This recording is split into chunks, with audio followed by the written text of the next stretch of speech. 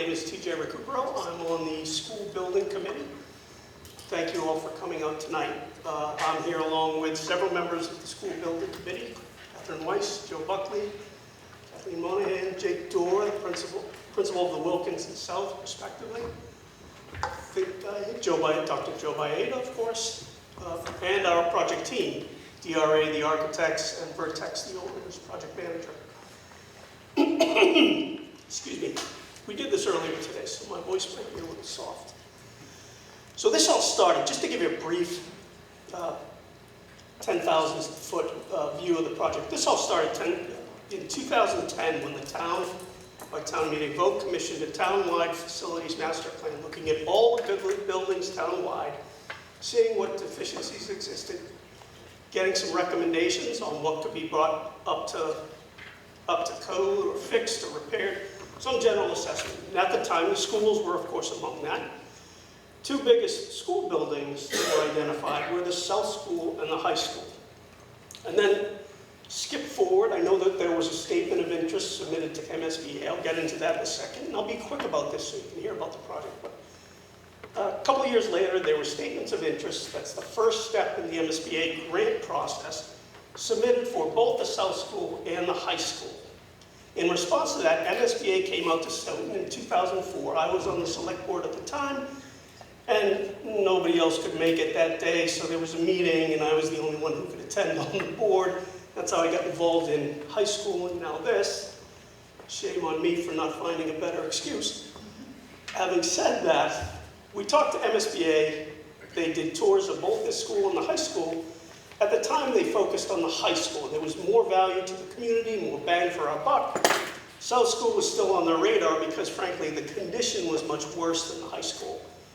As deplorable as that was at the time, for anybody who toured that school or complained about it or went to it over the years, that was in grave condition also. This school was and continues to be much worse. So, of course, the high school project started in 2016, finished up in 2020, and right around that time, the school board decided to renew the statement of interest process with MSBA because it takes some time in the queue. MSBA only approves for grant a handful of projects each year. We wanted to be back on the radar. School committee submitted an SOI, and excuse me, and in 2022, the SOI and this statement of interest was accepted by MSBA. And I want to be clear about what they accepted and what they charged the building committee to do, because the regulations don't say go out and design a project and we'll pay for a portion of it. In this case, about 42% of it. What MSBA says in the statement of interest, in the response to the statement of interest, is you've identified a problem, bring us a solution. It's actually the word in the regulation, a solution.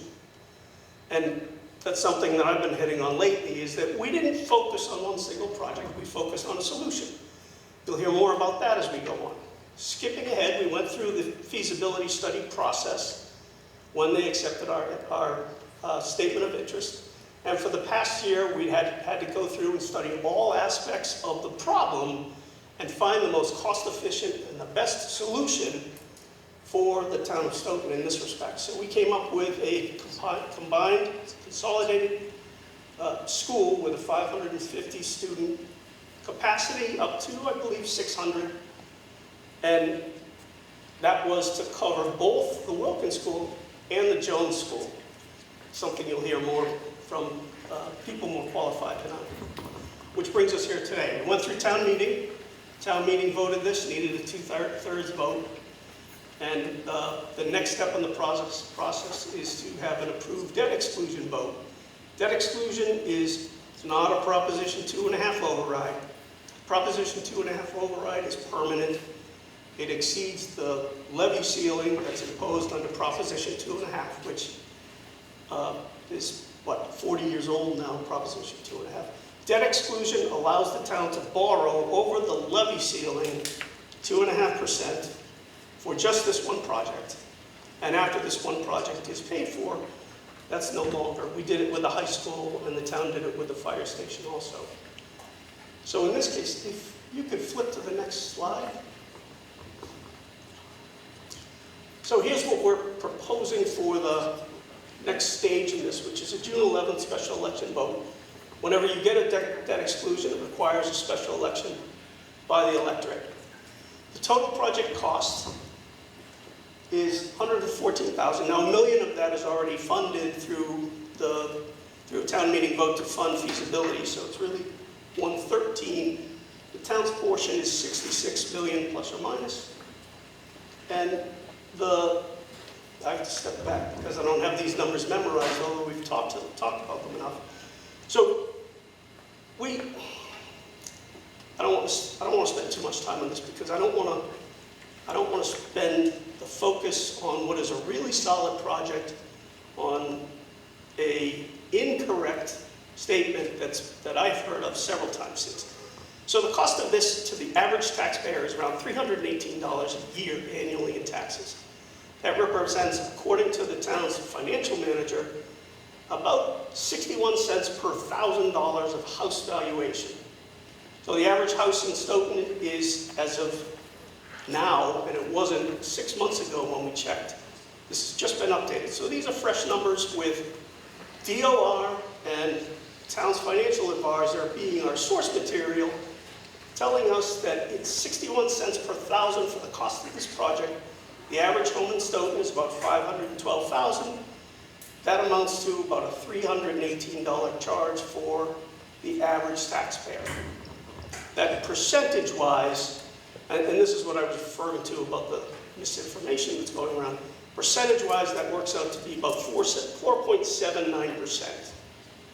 I've heard 6.4, I've heard 6. Those are incorrect. Those are based on estimates that were a year old or are a year old now, and they were made high on purpose because we didn't know what they would be at this time. We got the town's financial manager to give us an estimate as of April 30th, so that's how fresh these numbers are. And they're accurate, I think, as much as anyone could. They're accurate right now to the dot. At that, why don't we get into the substance of the program, and if I can pass on to Dr. Maeda, I believe. Oh, excuse me, Chin Lin of Vertex. Chin Lin was Vertex Owner's Project Manager. This is just a more detailed timeline of what happened in mostly in the last year, and then that the town went through the process of the consolidation discussion. There were 5 school committee meetings dedicated for that purpose. And then the school building committee had gone through 19 public meetings. And in addition to that, you can see at the bottom their total of 7. And this is the 8th community meeting to inform the public of the process. And then now the next step is the debt exclusion vote on June 11th, and the 3 approval that's needed at this stage, we already got 2 out of the 3. That is the first one is the MSBA board meeting approval on April 24th, and then we have the town meeting approval just in the past on May 6th. So that's the next step is the June 11th debt exclusion vote. Next.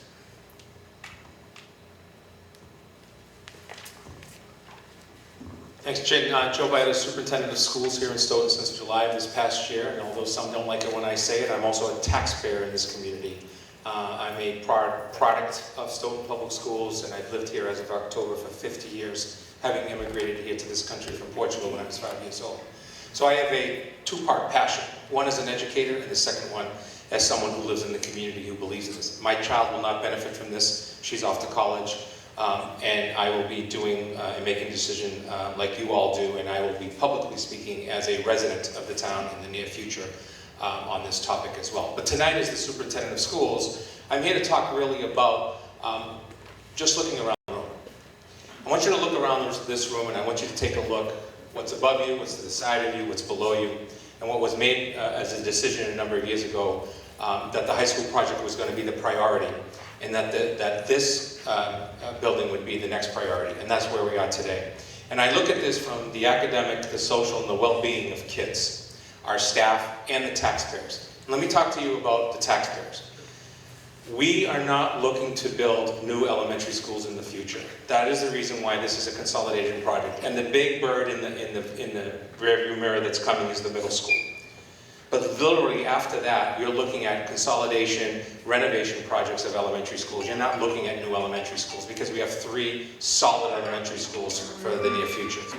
So when we look at the academic and the wellness and the social aspects of kids, and I don't like to read PowerPoint, so I'm just going to talk from what I believe in. What we're trying to do here is really establish a consolidated elementary school on the south side of town. There's no other option. It has to be on this side of town. And we looked at, TJ, I think you'll correct me, somewhere around a dozen different sites. And this was the site that we came back to over and over again because of the size that we needed to build. The idea is to really take a look at the academic well-being of students by having a school that is well-rounded and established where kids not only are learning inside, but they're also learning outside. It is the first elementary school in Stoughton that will be based on 21st century concept. What year is this? 2024. By the time we build this building, if you decide to support it, it'll be 2027. We will be 27 years into the new century before we decided to build a new elementary school in Stoughton. And that's after building 5 elementary schools in 17 years, in the 1950s, 60s, and into the early 70s. 5 in 17 years. With no MSBA, no grant, no funds except for the local taxpayer. Those are all facts. Those cannot be in any way, shape, or form an opinion. They are facts. Second part of this is when you look at the wellness, my most important part for me is the academic, the wellness, and the social as a superintendent. We do not have a single elementary school in the town of Stoughton that has been built after the IDEA, Special Education Federal Law, came into play. We have had to create classroom spaces for students who have our neediest need, academically, socially, physically, psychologically, by building classroom spaces out of what we had. This project gives us the best on day one. It gives us the best for our neediest children. And we have a growing population of special education students, anywhere from not only being behavioral needs, academic needs, physical needs within our district. So I get passionate about this, and by the way, the word passion used to be a positive thing in education. Now they think we're crazy, but that was a joke. But when we look at the dynamics of this, what we're really trying to do is bring Stoughton into the 21st century. We did it at the high school. Now it's time to do it at the elementary level. Down the road, we'd be looking at consolidation, we'd be looking at renovation projects at that elementary level and not new buildings. That's a savings of millions upon millions of dollars to the taxpayer long term. I'm 55 years old. This building is being built for a minimum of 50 years of life. Do the math. If we go out for a bond for 20 years or 30 years, I might not be paying for this building for the rest of my life. Maybe gone by then. And the fact of the matter is, I know that sounds very negative, but I look about how I want to be able to, as the superintendent, give you the facts about what we really need in Stoughton with this building. And the last part about this that I really wanted to talk about is that when you look, and I hope you've looked at the video on this, because the video speaks volumes. It speaks to what you are all, anybody here that's in business or coming out of the business world, it's all about what? Collaboration, communication, working together, team goals. It's not just about the individual student anymore. It's not just about the rote of, I give you something, you give me something back. It's literally about critical thinking, critical writing, and all of those. And this physical space will only help to be able to do that. Next slide, please. So when you look at the deficiencies, and I know the principal of the building is here, some of my other colleagues that have been parents here as well. I'm not going to read these, but please walk the building tonight and take a look at it. If you're going to make the argument, why didn't we spend money on it? It was because a decision was made that we were just going to literally do well with the other buildings and eventually come back to the South School because it wasn't a situation where we couldn't make it better even a decade ago. Now, no scare tactics. We don't like scare tactics, but just look to the floor and the type of tiles that are in this building. Take a look at the bricks that we're using. Take a look at the windows that we have. And so this is a building that's in dire need of love And it would be millions upon millions, and we can get into some of those Q&A later if you'd like as well. And then lastly, the thing that is most concerning to me as superintendent is not your MCAS scores. It's the safety of a building. My number one priority is the safety of the children and the staff in this building. It is not MCAS results. It really isn't. Sorry to my bosses that are in the room. And I hope we do well. But the fact of the matter is my number one priority every day is the safety of the building. And this building has some serious concerns. I will not get into them because I don't want to create this fuss around scare taxes that the other side or other sides will talk about. But most importantly, facts are we have some significant issues within this building. Next slide, please. So we want to improve by going back to the comment I made earlier. We've made a commitment to the Hanson, to the DAW, and to the Gibbons. Through town meeting, we have borrowed money, we've put in through projects, vestibules, ventilation improvements, security improvements at the schools. We're a little bit behind, but there is a new playground coming up at the Hanson. We did make security improvements. There is a town meeting article to continue to improve the middle school, the Jones School, this fall as well, or if it's passed. And all of those are around security items. Now, the other part is, if you look at the heat map in the center, I'm sorry I have my back to folks, but if you take a look at the heat center in the middle, this is really taking a look at where our population is as a district. So you can see that regardless of this project being approved or not, we have to redistrict. I'm going to say that again. Regardless of the decision to vote yes or no, we have to redistrict because we are stuck with enrollment at all of our elementary schools. We are in a situation where our next move in 2 of our schools is to take the libraries and make them into classrooms. By the way, we're already using these cafeteria spaces for specials. In some cases, the arts, the music, or even for remediation and support. We're already using those spaces that are really not made for an educational perspective. Next slide. Carl. Thank you, Superintendent. I'm Carl Franceschi with DRA Architects. And the problem with the technology was not a setup, but that is one of the deficiencies in the building too here. I hope this lasts for the rest of the presentation. I just want to quickly say that as part of the feasibility study, we did do a broad search of the entire town looking for sites for this project, including the current South School property, but really ended up with just one other property in the south side of town that made sense, was the Line Lumber site. And on that site, we proposed multiple alternatives. And on this site, the South School, we did look at addition renovation. We did look at new construction on the playing field behind the school too, in more detail. Those were the final 5, you might say, options that were considered. And the one that rose to the top is the one being proposed now, is the so-called pinwheel design of the elementary school on the Line Lumber site off of Park Street. It's a 3-story building, partially 3 stories, other parts are just 1 story, on a portion of town-owned land that was acquired in, I think it's 1962 or so, by the town for school purposes. It's been wooded, you know, for all these years. It has a few trails on it, but it was purchased for school purposes. It does have access from Park Street, and one of the things that this property allows is a much better circulation pattern, both for cars, for pedestrians, for separation of buses, for drop-off in the morning, a much longer queuing area, dedicated parking, larger than we have here, separate bus loop. That fire lane around the building also doubles as a drop-off for kindergarten students as well, with a dedicated entrance.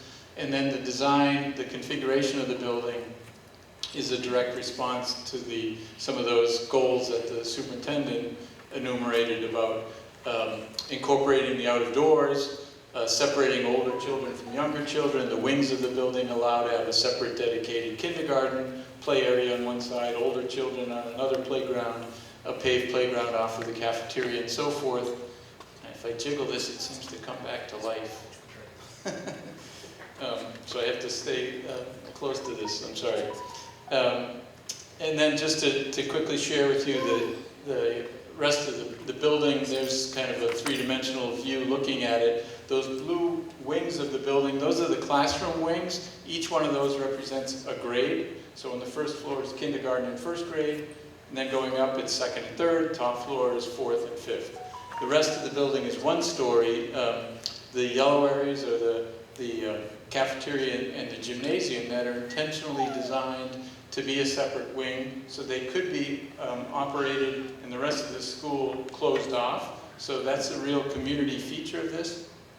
In addition to the fact that the gym is actually a full-size basketball court, the JV from the high school could come here and practice or play even. There are a few bleachers in there too. It could be for Saturday morning recreation leagues and so forth. And it has a dedicated entrance directly into the gym or directly into the cafeteria. If there's an event some evening, you don't have to open up the rest of the school. The administration is in that light green area to the top, that wing of the building, with very good security by the front door. And then in the center of the building, in the reddish area, there is the Learning Commons, another word for library, but it's a much different kind of space, as the superintendent talked about. Learning is a little different. It's not just a collection of books now. It's a very active space, allows a variety of activities, and it's a real hub of the school. Those are the floor plans coming up here. There they are. And all of this information, by the way, is on the project website, which is connected to the Stoughton Public School website. So you can spend more time on it if you'd like to understand. But the one thing to notice about the wings of the building, they're not just straight corridors with rooms on either side. We're actually, we splayed the building a little bit to open that up to allow that otherwise circulation space to be used for education. So we're trying to get as much use out of every square foot in the building as possible. So there's a lot of multi-purpose uses to those. So those yellow areas are not just corridors, they're also potential learning areas as well. And it's a very efficient building overall. Very little so-called ineligible space that will not get reimbursed by the state. We've minimized that on the project. And I'll talk a moment too about the energy efficiency too. It's very efficient from that point of view as well. There we are. The school is going over and above the basic requirements of the state in terms of being a so-called green school. One of the measurements is this organization called LEED, L-E-E-D. We're striving for silver ranking. And that will allow the town to receive 4 additional reimbursement points from the state. As was talked about earlier, the state reimburses this project to a substantial degree. I think TJ mentioned 42% or so. So without the sustainability motives, that would have only been 38%. So there's 4 additional, and on a roughly $100 million project, 4% is $4 million. So it certainly pays in the initial cost, but it'll also obviously pay in the long run, where the town reaps the benefit of having an energy efficient building with lower operating costs year after year. In addition to very good air quality, one other thing to mention is that on top of that incentive points from the state, there are also very significant rebates from utility companies these days to encourage projects like this to be energy efficient. And because this project is proposed to have ground source heat pumps, that's where you drill wells and you basically are not using fossil fuels at all, except to pump the water a little bit from the ground to the building and back again. It operates very efficiently. And there's significant rebates for those, both federally and locally with the utility companies, which Stoughton will be entitled to. And then just to wrap it up, back to the costs, if there are issues there. TJ, you want to take it? Yeah. So in terms of the more details of the budget, that the total project budget, as mentioned earlier, is $114 million. And then we gone through this with MSBA. MSBA have gone through the calculation and then gone through in minutia of the details, I was slapped on my wrist for missing $11 at one point. And so the anticipated, and then the reason the word anticipated is because it's not happening yet. We're expecting $47 million from MSBA, and MSBA does what's called pay-as-you-go, so that whenever the town pays a bill, MSBA reimburse what they would participate in, and so therefore the town never need to borrow the portion of the MSBA's reimbursement. And then so that so the true borrowing at the end of the job is that $66 million. But in reality, it's actually going to be a little bit lower than that because that does not factor in the utility incentive dollars that Carl had mentioned earlier. And then the other big ticket item that is not on the screen right now is the Inflation Reduction Act. That actually potentially would be in the millions of dollars from federal government that will be coming back to the town. And so the final result will be less than the 66, but we're using the 66 as a benchmark to sort of worst case scenario, per se. And then that translates to the $66 million is we have a written memo or agreement, proposed agreement from MSBA already, so that is already in agreement, in writing, signed by both MSBA and the town on that dollar amount. So that's not so that's all real. We do have an agreement on that. And then that translates to that if we, in terms of the borrowing rate, the reason that TJ has been a little bit hesitant about saying some of it, because just like your mortgage, it's the day that you sign on the dotted line that you lock in the rate. We're not borrowing today, and then we're not borrowing, and in fact, the bulk of the borrowing is not going to happen until a year later. And then so with any proof, you don't want to be borrowing early and have it sit and pay the interest on this money. And so you're not going to be, so that the borrowing rate will be a little bit different. And then that's why we're saying that the information today is based on the best information we have today, that if we go out to borrow today, we're looking at a 4.25%, and at 30 years, that's the rate that we're looking at which is a little over $300 for the average household.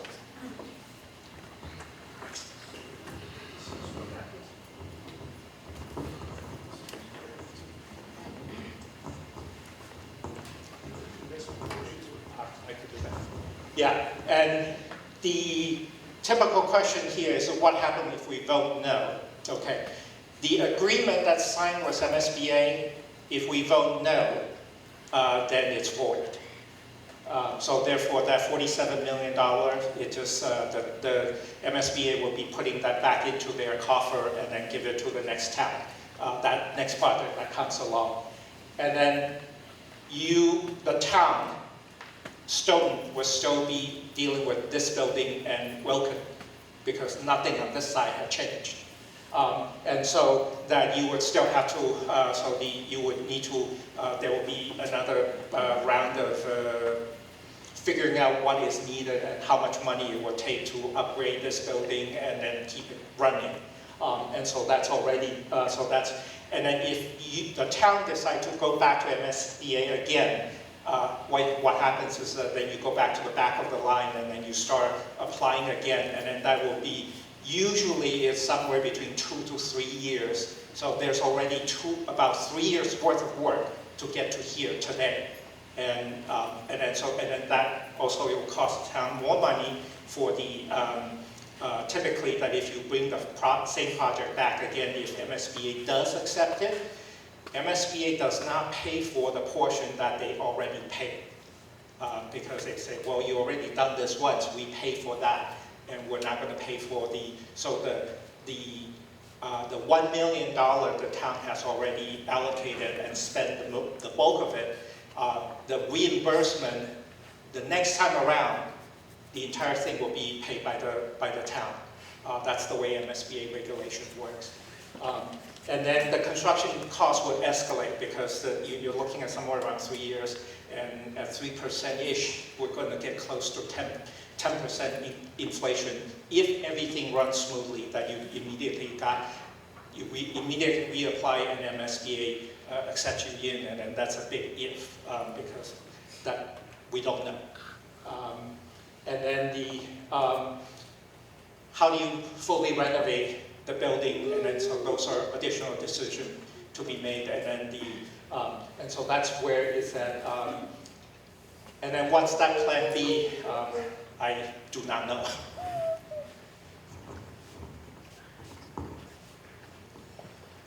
So we're going to wrap up. I'm going to fold in from what Chin started with to my last portion of it. And that's when you walk out this building, stare down that hallway, and imagine if you were in a wheelchair, or in a walker, or you needed accessible access to the other side of that hallway there. Just that hallway. For those here, anyone watching at home, you won't get this. So the question has come quite often, can you repair this, can you repair that? In theory, sure. This building is assessed at $3.9 million. You can look it up yourself. 30% of that value, any repairs over 30% of that value triggers you making the entire building fully accessible. Look down that hallway and just vision how difficult that may be. I think Carl has said in the past that we'll lose classrooms because we have to, just for instance, 1.3 million, I think, was the estimate for just the interior doors. I think it was 1.6 million for windows. 30% of 3.9 is about 1.17 million. Just those small items will get us over that threshold. But I wanted to fold that into my point is that we did look at that. As I said at the beginning, MSBA charges the building committee with finding a solution. That wasn't a solution to repair this building. Certainly wasn't. The total cost of just base repair was $35 million. That doesn't include soft costs, architect costs, project management costs. Those are estimated around $11 million, according to my discussion with Tim Bonfatti of Vertex last year. Add up those costs, and that's just this school, and that just gets us to the current, I'm told, student enrollment of 311 students. Is that correct? Higher than 311? But the approach that the building committee took was, we want to find a solution to that. We also need to do something more than just build a building. That we can't be building one building for X amount of students, in this case 550, a maximum of about 600, for 6 months out of the year. It's got to mean more. And it wouldn't, if all we were doing is building a building, and if that took a disproportionate share of town resources to do that, and it precluded other town priorities, we wouldn't be doing our job, so that wasn't our approach. This will, as people ahead of me told you, and I think this illustrates my point about a solution more than just this project. As you heard Dr. Baeta say, this will resolve or put our elementary schools in good stead so that we won't have a 30, 40, 50, and upward $1 million project coming down the road for our elementary schools. That allows the town to refocus on other priorities. I saw there's a police station improvement study that's on the town meeting warrant for tomorrow night, I think it is. That's a priority. We took all that into account. This would be the best way to take care of 2 schools, use economies of scale. 1 gym for 2 schools, 1 cafeteria for 2 schools. And save us money down the road, and we can focus elsewhere. It also has to be other things than just a school. There are no, I keep saying this, and I don't think it registers with most people because I've never heard anybody ask questions on this part, but really no recreation space that you don't pay for, because there is, of course, the golf course, but something like Halloran Park. That's thousands of homes that have to travel to the northern part and western part of the town center for parks, parklands, recreation space, ball fields, and the like. This will be used for that, where the gym will be full-size gym, be able to be used for SOYAC. We could play JV basketball games there. There'll be recreational fields out and back. We proposed a pickleball court. Those things also get fine-tuned over the next year as the plans come together. That was a suggestion from someone. Pickleball is being, I don't want to make too much about pickleball, but all of these things were taken into account and incorporated into the plan. The town was also, over the last probably half dozen or more years, invested a lot of thought and money also into this area of town. If you remember town meeting, you of course voted on a project to run sewer all the way down Park Street at a pretty decent expense. There's a fire station that's going not too far from where this new school will go. It's really been identified, I don't want to speak for policymakers in this town, as the one best area for growth in the town, and I think this project plays right into that. We did all this in mind and not focused in a vacuum on just one project. It was meant to solve several problems and also to fit into a greater plan for the town of Stoughton. I mean, it's going to be a better, certainly for this area of town, it's going to be better for teachers and students also. I don't think we talk about teachers as much because we just accept that they'll show up wherever we put them and tell them teach and expect them to do it. They need certainly the right tools to do that also. So it was a broader picture, and I don't want to take too much time on that, but there is a debt exclusion vote coming up on June 11th. That's to pay for that's to authorize the town for borrowing over the Proposition 2.5 levy ceiling. And it will cost, on average, to the average taxpayer, about $318 a year. Could be more, could be less. It won't be too far off because once the vote comes in, we'll start going and we're looking to break ground next summer, this late spring, summer 2025. So if you have any questions, we're here to take them. I think Principal Dorr said he'd welcome anyone who wants to run a tour through the building. And of course, there are email addresses. Oh, and also, so you can take your property value, and if you know how to use one of those little things, you can do it from there.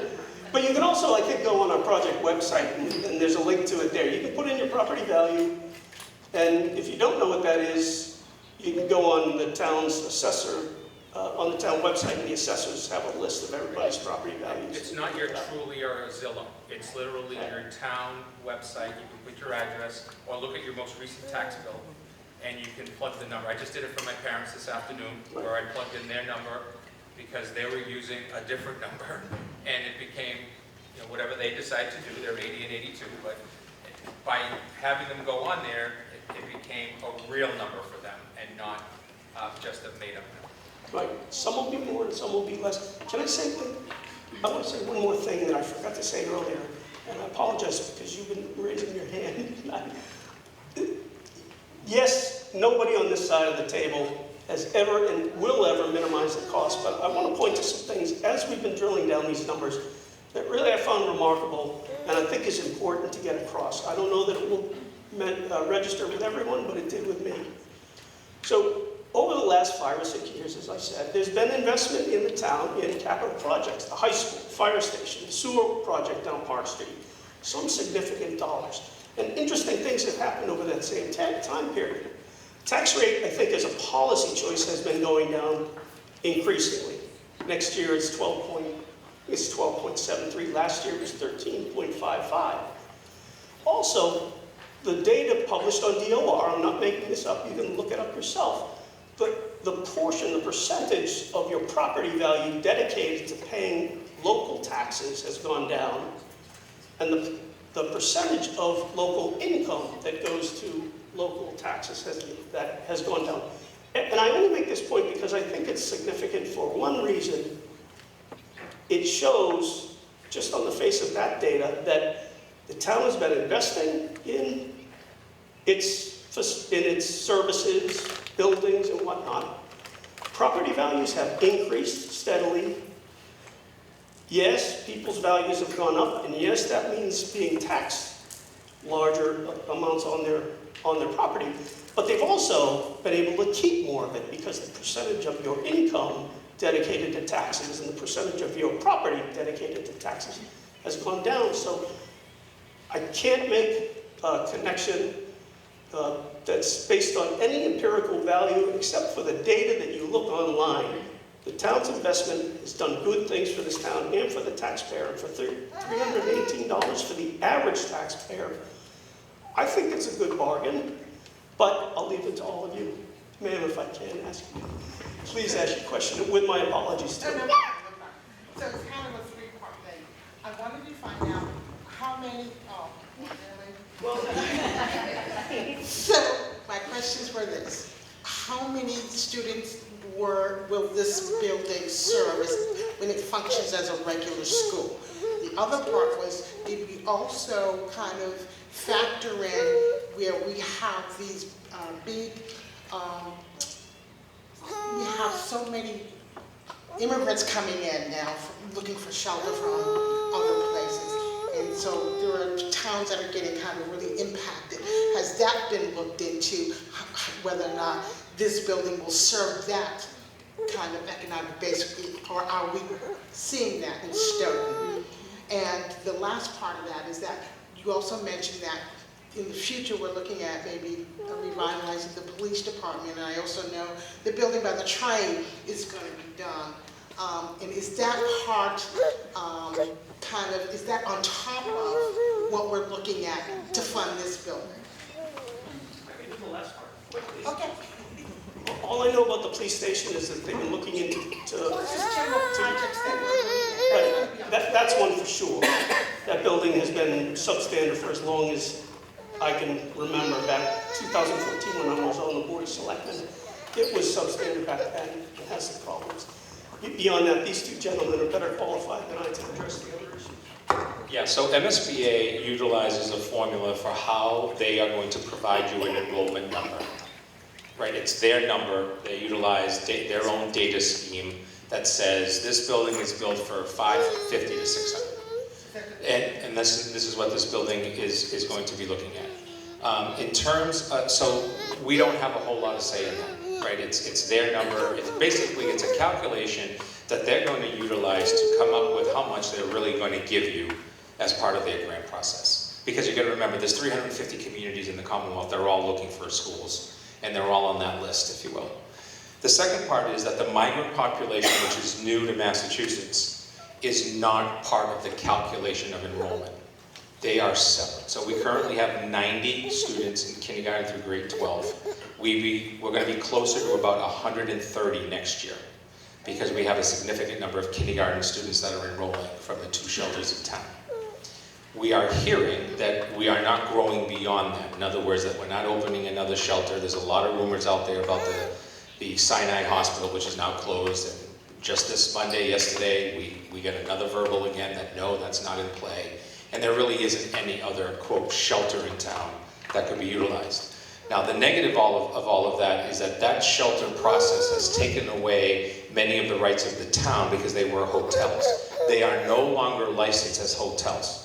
Both institutions decided not to re-up their hotel licenses. They are true shelters. So what does that mean? Well, that means they could be here for a year, 2, 5, 10, we don't know. The second part is, don't forget that we have been sheltering students in the Commonwealth of Massachusetts who were born and bred in Massachusetts for decades. Students through DCF, through DSS, or DYS, and students who become homeless with their family because of a fire or because they're kicked out of their homes and so on and so forth. We have families in these two hotels that are part of that as well. And so that is the changing landscape, is that those numbers are not utilized in any of this. They're not utilized as part of our what's called Chapter 70, what we get from the state for support for education.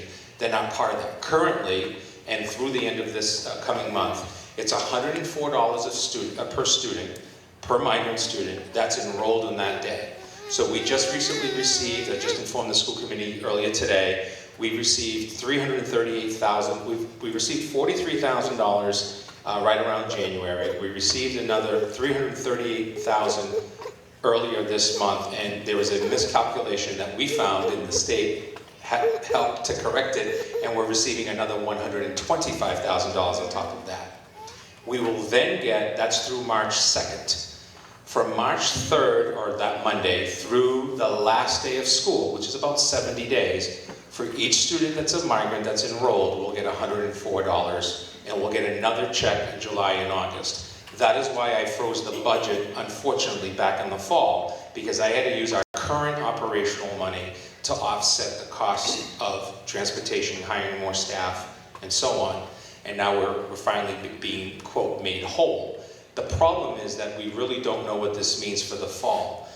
Part A is we're being told that all of these students are going to be, again, $104 through December, because the legislature has not supported the governor funding it for the entire fiscal year, which is July to June.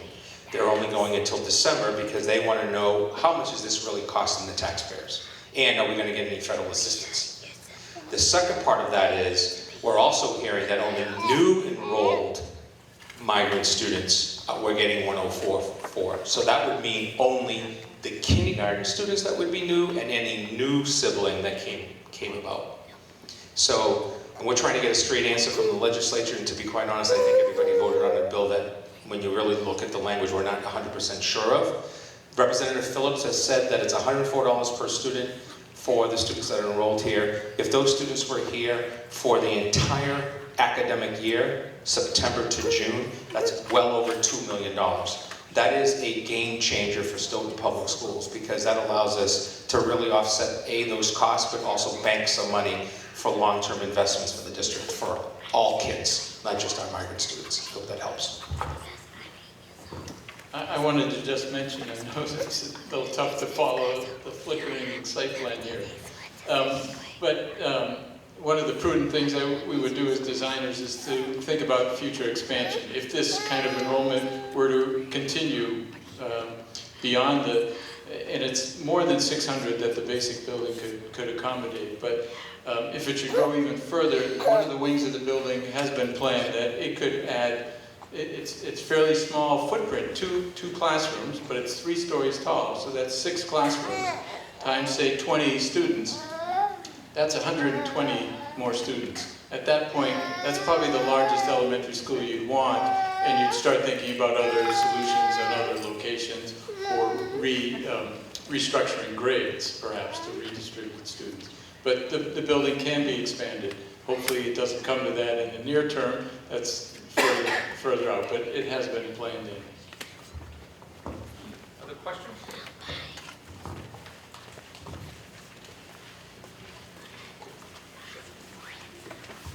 What would happen to this building if it does pass? Great question. So it's going to be, I don't know, TJ can probably interject. It's a policy question. So because the site is a different site, MSBA, it's not considered part of the project in terms of reimbursement or cost. So right now, the school committee is looking at the potential that this building would be turned over to the select board, and the select board would make the policy decision on what happens to this, quote, space, in terms of either A, funding it to have it torn down. Potentially the project could do that if it comes under project and we get flexibility to do so. So no added cost. Potentially it's sold to a third party. That could be any third party that could, quote, build within whatever this is zoned for. But we do not see it as academically being able to be utilized in any way, shape, or form. There's just too much going on in this building to keep it going, if you will. If in fact it is sold at some point, rather than the land or property, would that money be the deciding factor of the select board as to whether or not where they spend it? Could they possibly take some of that money and put it towards the cost of this new school to reduce the amount? Yeah, so TJ, I know you were a selectman at one point, select board member, but that's a policy question. Any funding source that the select board would get, they would make the decision on. It would not be part of the school budget or the school in any way. I do need to clarify one thing is that MSBA does have a policy that should the town profited by the project, by selling this piece of property, MSBA has the right to go after that money from the town. Just, Oh, my.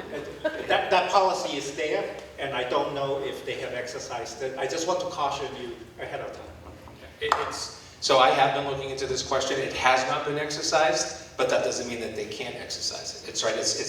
They're going to take the benefit of what it really means. Right. It's kind of, yeah. I'm not an attorney. I don't play one on TV. But the fact is, I mean, any attorney, I guess, anywhere could make an argument for one way or the other. The idea is that.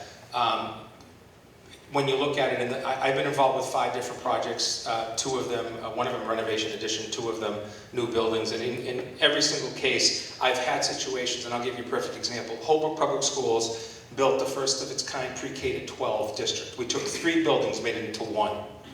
We took 1 building, and we made it into, at the time, the new leader after I left, and they renovated it into a senior center and support type of place, and the other one was literally sold. And nothing happened. So I think you know, it's a policy. It can happen. The policymakers of the town of Stoughton can make their own decisions on that. As a select board, they have the right to do that. So they could, quote, sell it and say they sold it for 10 million. Hey, let's take 10 million and put it on that. So now or take 5. They could do any of that. There's also the other argument that why pay for anything? Why not just sell it, make a developer take it down at their own cost and X, Y, Z with it. But it also depends on your zoning, what this area can be zoned. We do have, for example, educational property right in the back of this that can only be used for, quote, educational purposes. So it can't just be taken over, if you will. There's at least 8 acres in the back that are been provided to the community as educational space. So some folks have suggested, I'll just give you one idea that's not mine. Some people have suggested, could this be a park area, another place for people to come and walk and enjoy the environment and so on and so forth? And how could that be financially done? Again, not my decision. Those would be the policymakers. Thank you. Yes, sir.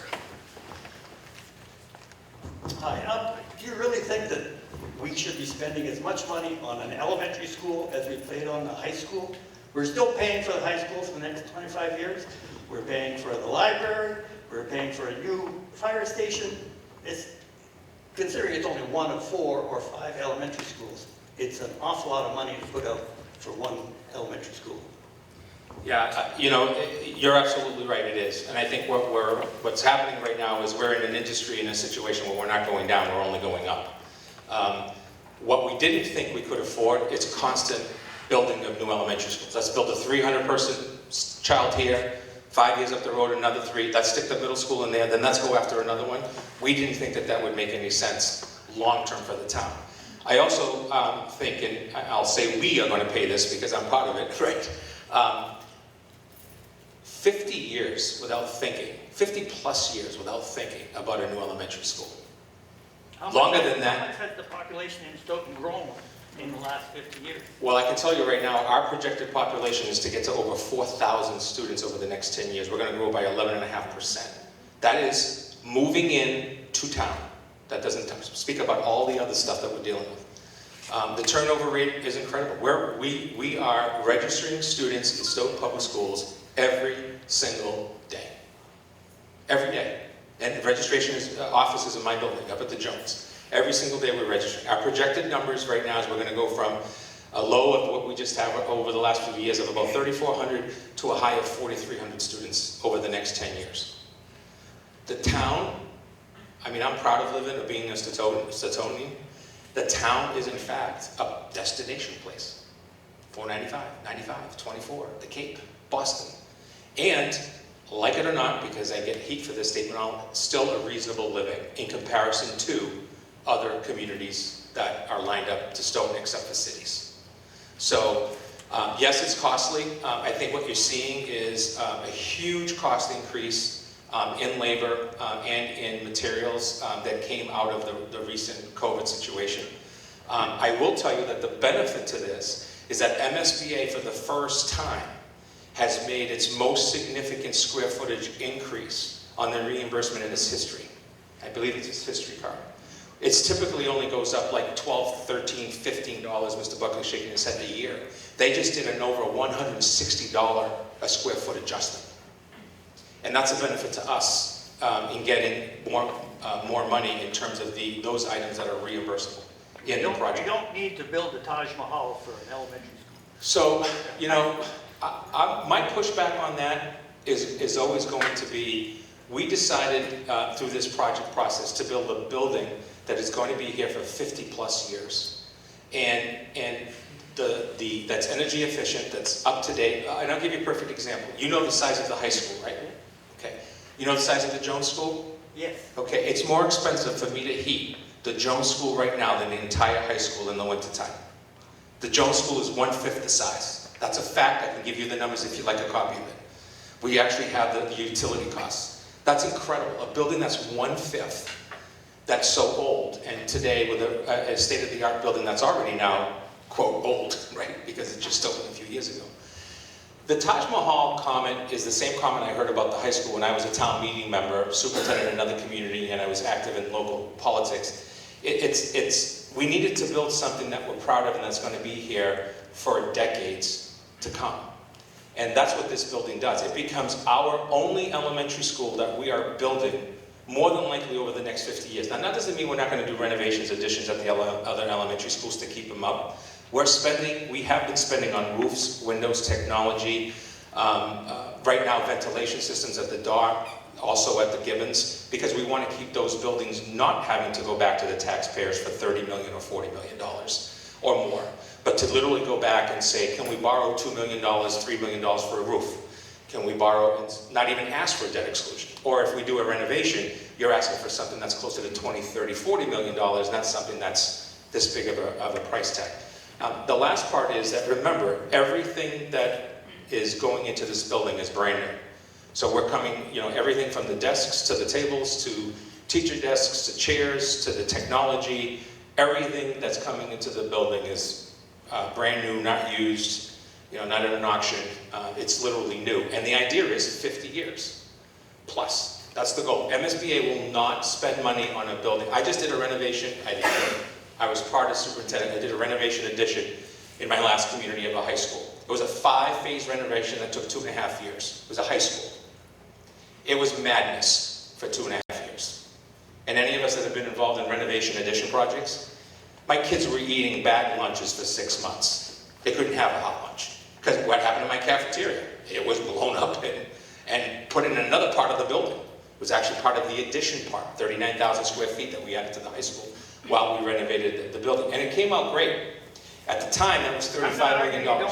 You don't need a new school, but $115 million is an awful lot for elementary school. And I agree with that, but remember that the maximum payment, not including rebates and everything else that's coming out of it, will be $66 million. You can't say that to a lot of projects. I don't think we can afford to leave 42 cents on the dollar behind. I think that's a major issue. And by the way, we can't really do that on the town side because they don't have an MSBA process. We either have to do what we did with the fire station, which is to do a debt exclusion for a certain percentage and put some of it into operational, or we have to say no to an MSBA process and come back to you, the taxpayer, and have it renovated, which literally means upgraded. And those costs and moving students, I think, would be I pretty think you should significant. go back to the drawing board and knock $50 million off the project. I don't think you could, for the record, I don't think you could build the size building that you think you can build for $50 million today. That's the point I was I going don't to think make. you can do that. This is, the cost is right in line to what schools cost these days, and that's the important point, because I hear that Taj Mahal comment constantly, and it's not correct. I think you heard Mr. Franceschi say earlier that this design was intended to maximize both the efficiency of the building and the reimbursement that we get. So it minimizes any non-reimbursable money. We get more bang for our buck out of this design. You could build a box of classrooms, but in Massachusetts, if you want to unlock $47 million, you can't just build any school. You have to build a school that meets the programming and space requirements of MSBA. That means breakout spaces. That means open spaces for collective learning. I'm not the education expert, but we've done enough of this to know this is the building we know MSBA would approve and give us the largest amount of money for. I think the building that you have in mind would have a little difficulty getting approved to meet the same requirements and wouldn't unlock as much money. I can't speak for MSBA, I've just been through their regs enough to know. And I don't want to cut off questions.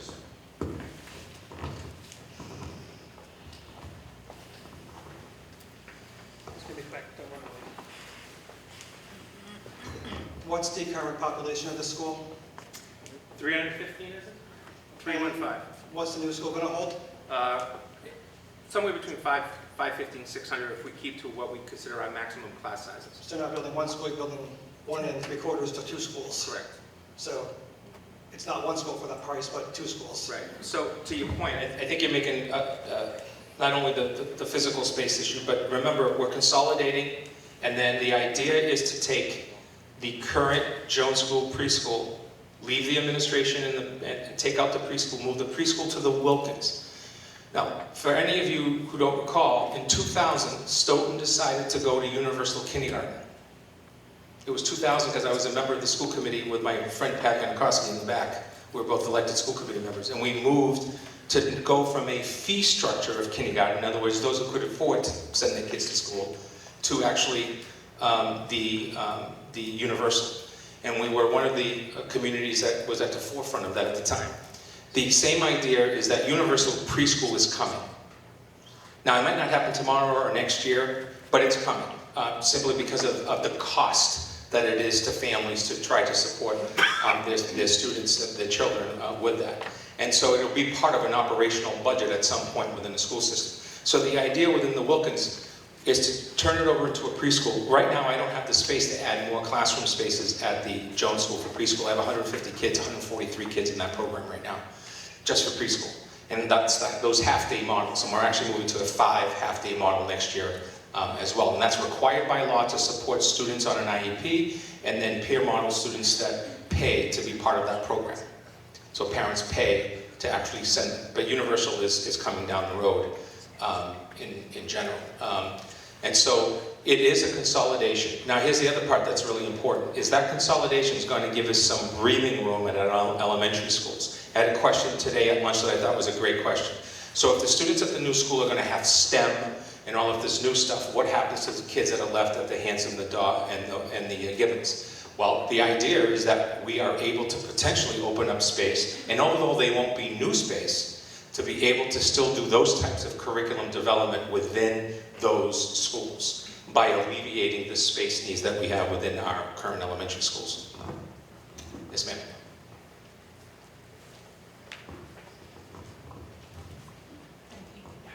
You're building on wetlands, and you're making bridges to go over the wetlands to get in and out of this school.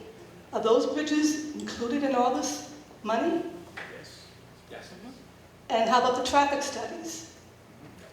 I've been asking for traffic studies. This is my 3rd meeting I've attended with you guys, and I've asked for traffic studies, and you haven't given us the traffic studies. They're online. They're on the website now? Yep, I just saw them the other day.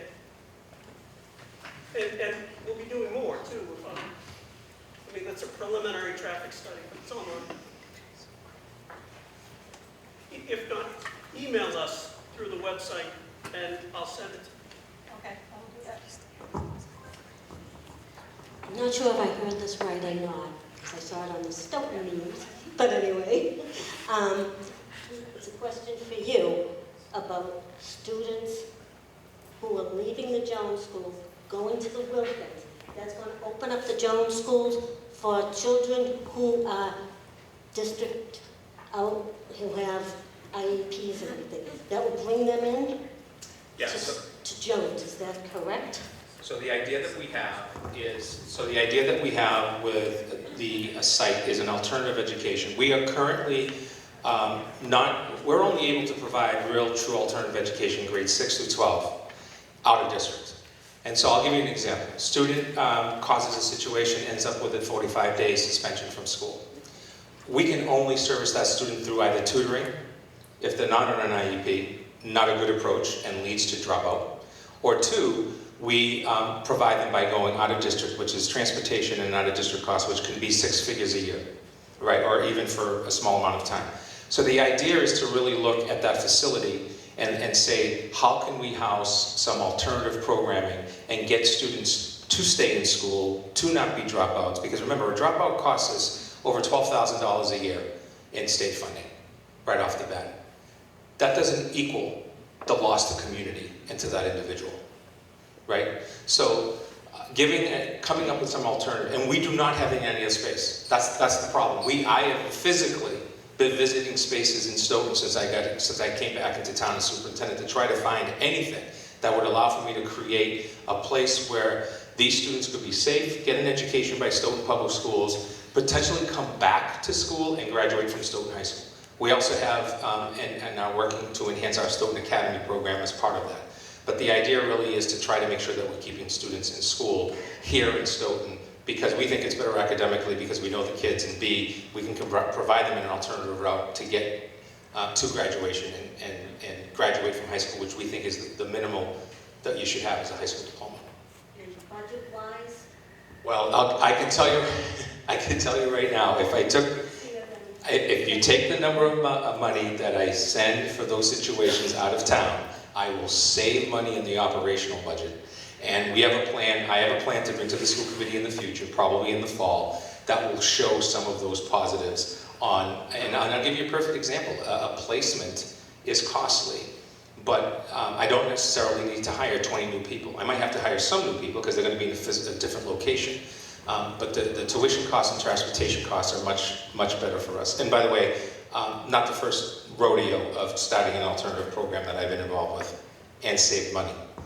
Thank you. You're welcome. I think it's very important because I've had 3 children, and one was going to school in Arlington, one was going to school in Weymouth, one was going to school in Wyndham. The one from Arlington should be on the bus 2 hours sometimes, back, 2 hours home. Yeah, alternative education within a special education.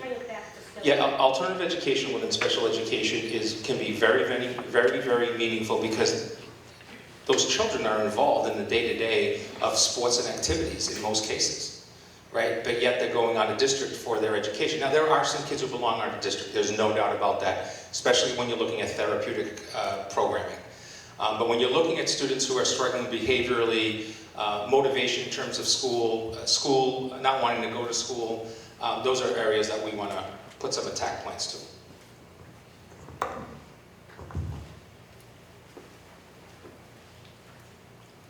It's a very hard pill for seniors to swallow. I've been here since the 70s. My son went to school 30 years ago. I'm still paying for it. I retired. I didn't know I was retiring to build schools. That's what it comes down to. Those that use it, want it, should pay for it. It's not fair to seniors. Not how America works. It's a question I think that a lot of us have seen, and I think TJ has some thoughts on that are well received by some and still questioned by others, but I think it's worth the time. I'll say again, because I've said it before, nobody minimizes the cost. On the high school project, we did a lot of outreach to make seniors aware of all of the programs, seniors, disabled people, veterans, all of the tax programs that are available for relief from local property taxes. We're in the process of doing that again to make people aware. But I want to, I think this is an important point about why we need to do an elementary school for a community and not just for the number of students that we're storing there for 6 months out of the year. Bad way to put it, but I want to put it in as stark terms as possible. If we don't do this school, there still remains a need to do a school, because I invite you to walk through, something with this school needs to be done. I made this point before, I don't think it hits home as much as it does with me, but I'm going to say it again. We've invested in projects like this that only a portion of the community takes advantage of. I don't connect to the sewer on Park Street. I don't have any kids to go to the high school, and I didn't go to the new high school anyway. It's well beyond high school at that point. There are benefits to these things beyond just what we take out of the community. It's part of a whole. So over the course of those investments, as I pointed out, property values have increased. And by the way, We are taxed quite a bit, but the average tax in Massachusetts is about $7,100. Massachusetts is about $6,600. Other communities, on average, pay a little more than us. It's not a justification to spend more. It's just saying we have some making up to do. If our schools deteriorate, I can't say that if we build a new building, our property values will go down or go up one way or the other. I can only tell you that when we've invested in the town, our bond rating went up, we were able to borrow money cheaper, our property values went up, and the portion of our property taxes that is used to pay for all these things that we invested, we got to keep a larger portion of our money, town-wide. And that's money that seniors too, everybody gets to use in the form of equity. You get to pass it down to your children. You get to use it for college tuitions or for whatever you want. In this case, I hope that everybody's property values increase. I can never promise that. I can just tell you that when we invested in projects like the high school, I had no stake in that game. I served on the committee only. Property values increased. Our bond rating increased. The whole community did better, and that's real money that people get to keep. I can't tell you it's going to be cheap. I can tell you we from the start, we're talking about cost. This is meant to save costs so that you can do other things with town money in the end. Doesn't seem like that, but eventually you won't have to do one school, you'll have to do two.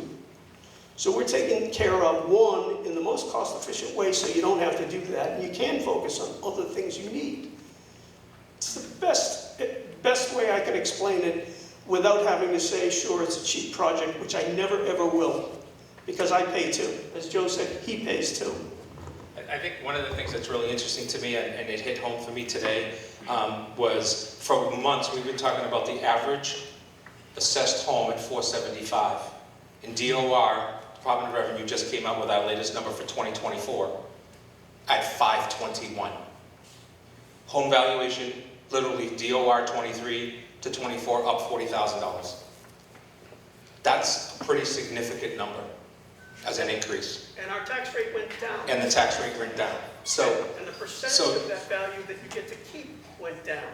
I think one of the most important things that I've been trying to articulate is if you are able, willing, and you believe in education and all of that, you vote yes. If not, because it is so tough. I understand that. I do.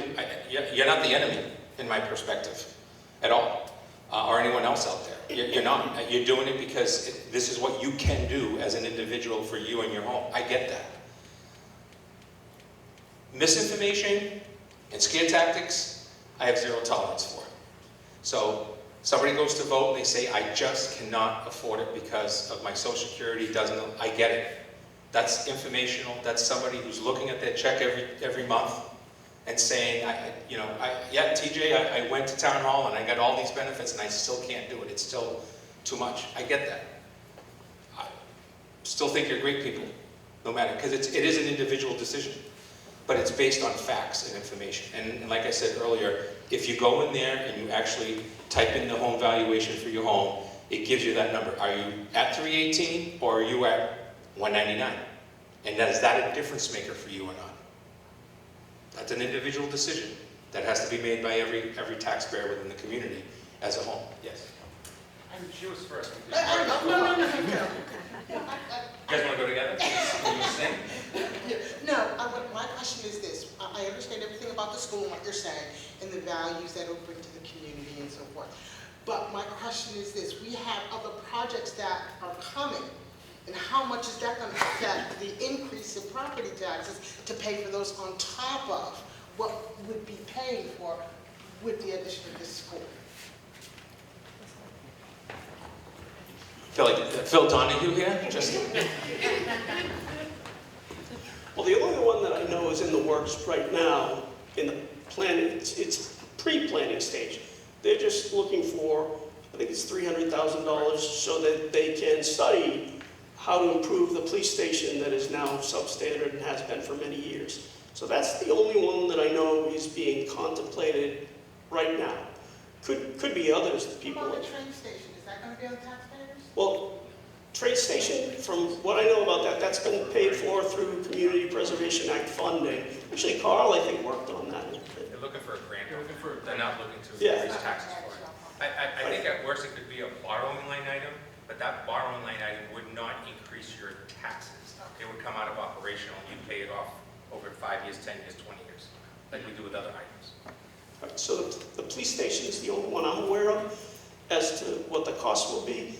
That's what the $300,000 is for, so that they can study whether it makes sense to fix that building or build a new building or however. I imagine that's what, it's for a feasibility study, so. Someone else? Yes. I was going to say, I don't know. You please. Well, I just lost 12 pounds. Send that bucket? Yes. Thank you. So when I went through the PowerPoints earlier, I thought I read that the cost of the new school over near Line Lumber would be close to the same amount as it would cost to do renovations and upgrades to the South School and to the Wilkins School. So my question number one, if it was the same cost, are we talking the same 110 cost or 66 cost or 44 cost? That's number one. Number two, on average, we're going to pay $400 more a year for our taxes based on a 521 home value. And so how much income does that bring to the town every year? So I would like to know, if we get $6 million a year, then in 10 years we'll have the 66 million paid, and will we see that 481 get backed off?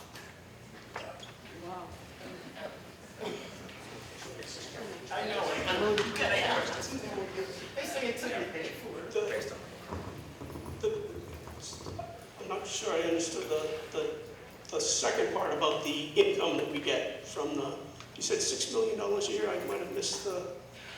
Yeah, I was just wondering, in total, how much the town of Stoughton homeowners, residents, base tax is per year increase. So it's $500 a year times however many. For this project. Right, so it's, 318. A year? yeah, it's Yeah. three, So that is paid off in, maybe, No, our property taxes would go up 318 right, a year. right, And remember, there's two property taxes there. There's your regular 2.5%, right, Which is that is also always going to go up no matter what. right. And then there's this project, the high school project, the library, and the fire station. Those projects do not go up. They actually end up starting to come down until it's paid off. So it never hits your 2.5%. Your 2.5% is based on your home valuation that goes up every single year.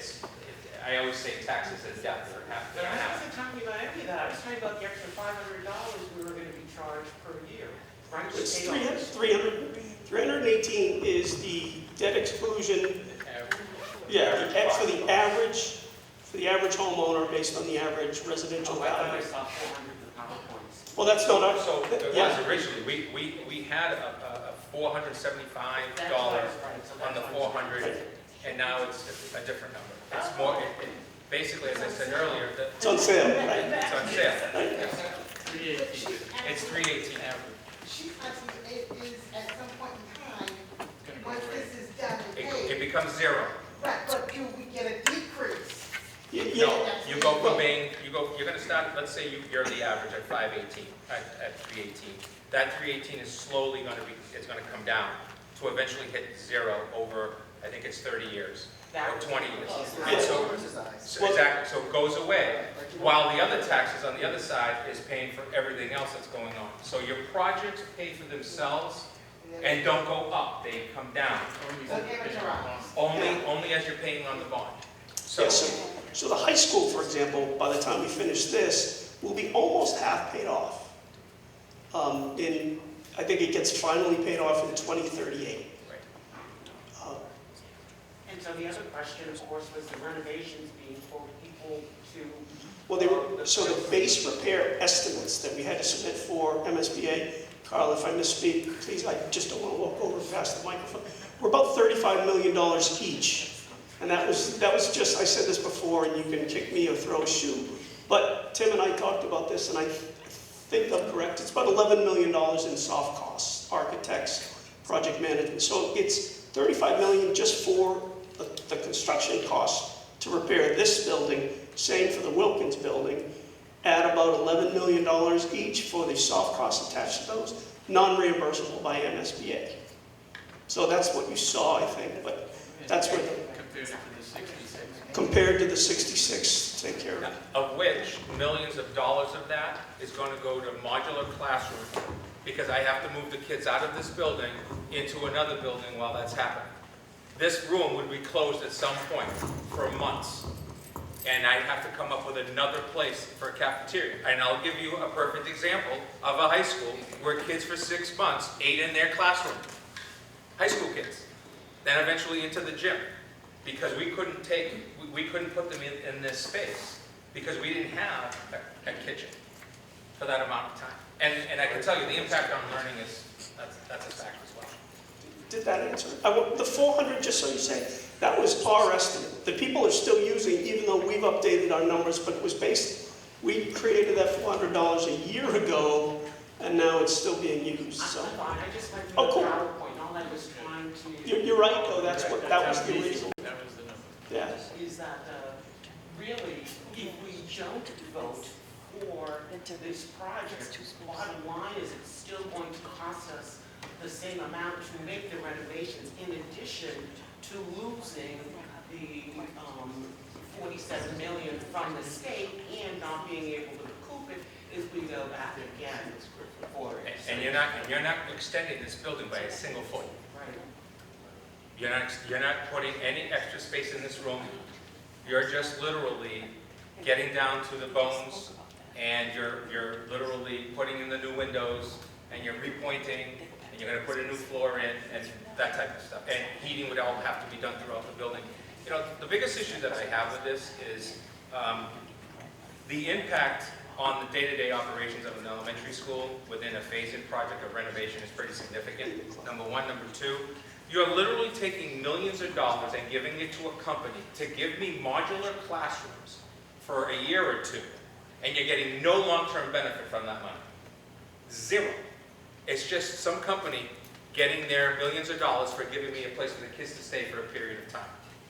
My thought was, I plan on retiring in another year, and I would like an educated workforce to support my social security.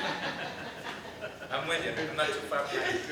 So, we're looking to wrap up at 8 o'clock, but I don't want to cut off questions, so, Pat.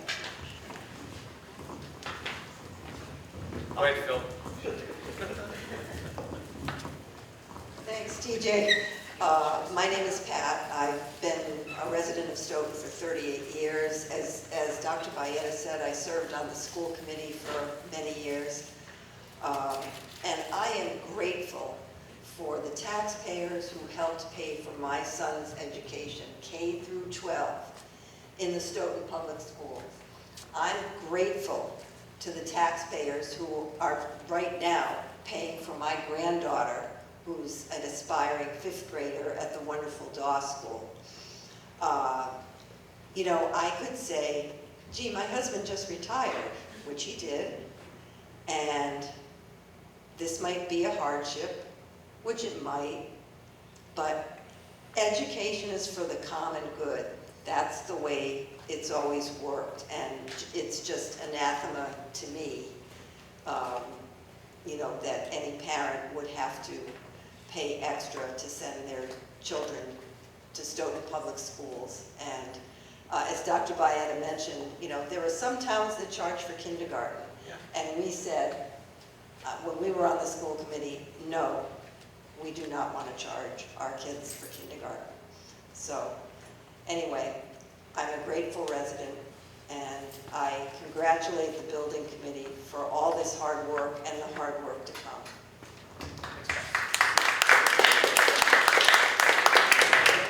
Anyone else?